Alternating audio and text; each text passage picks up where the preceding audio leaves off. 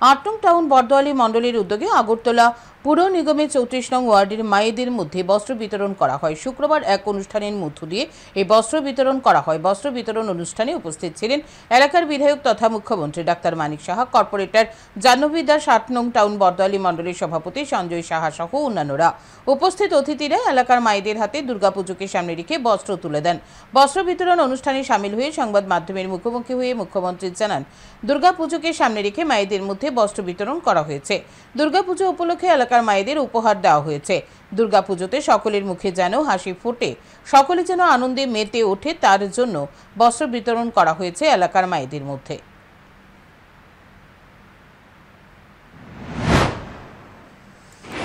আমাদের সভাপতিও আছেন, আমাদের কর্পোরেটর মহোদয় এখানে আছেন, সবাই মিলে আমরা এখানে উপস্থিত থেকে এই যে দুর্গাপূজা, সেই দুর্গাপূজাতে সবার মুখে একটা হাসি ফোটাক এবং সবাই মিলে আমরা আনন্দে মাতোয়ারা হই, এই চিন্তা ভাবনায় আজকে মা বোনদের মধ্যে কিছু শাড়ি বিতরণ করেছে।